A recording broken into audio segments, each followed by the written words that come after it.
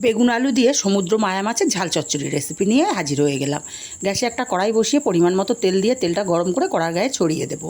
আগে থেকে 300 গ্রাম মায়া মাছ আমি কেটে ধুয়ে লবণ হলুদ মাখিয়ে রেখেছিলাম, মাছগুলোকে দিয়ে দিলাম।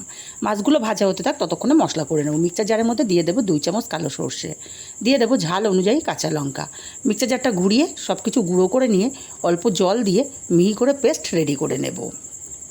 মশলার পেস্টটা রেডি, এক সাইডে রেখে দেবো। আর এইদিকেও মাছগুলো আমার লাল করে ভাজা হয়ে গেছে, মাছগুলোকে তেল ঝরিয়ে উঠিয়ে নেব। মাছগুলো উঠিয়ে নিয়ে ওই কড়াইতে আরও 2 চামচ তেল দিয়ে দিলাম। তেলটা গরম করে 1/2 চামচ পাঁচফোড়ন দিলাম। পাঁচফোড়নটা ভাজা হলে লম্বা করে কেটে রাখা আলু দিয়ে দিলাম। আলুগুলোকে নেড়ে ছেড়ে হালকা কালার আসা পর্যন্ত ভেজে নিয়েছি। এখন এখানে দিয়ে দেব একটা বড় সাইজের পেঁয়াজ কুচি।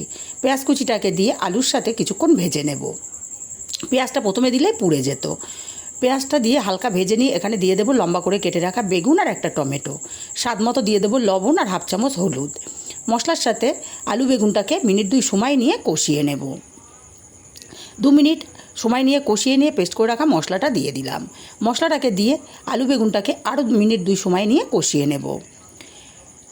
বেশ কিছুক্ষণ কষিয়ে নেওয়ার পরে এখানে মিক্সচার জারটা ধুয়ে পরিমাণ মতো জল দিয়ে দিলাম। মিক্সচার জারে অনেকটাই মশলা লেগেছিল। নাড়াচাড়া করে দিয়ে তরকারিটাকে ফুটিয়ে নেব।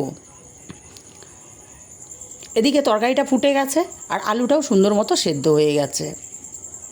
এখন ভেজে রাখা মাছগুলোকে এখানে দিয়ে দেব। ভেজে রাখা মাছগুলো দিয়ে নাড়াচাড়া করে মিশিয়ে মিনিট 3 সময় নিয়ে ফুটিয়ে নেব। মিনিট 3 সময় নিয়ে মাছগুলোকে ফুটিয়ে নিয়েছি। এখন নাড়াচাড়া করে গ্যাসের ফ্লেমটা অফ করে আমি এখানে 1/2 চামচ ভাজা জিরের গুঁড়ো দিয়ে দিলাম। আপনারা চাইলে ধনেপাতা কুচিও দিতে পারেন। দারুণ স্বাদের রেসিপি আমার রেডি।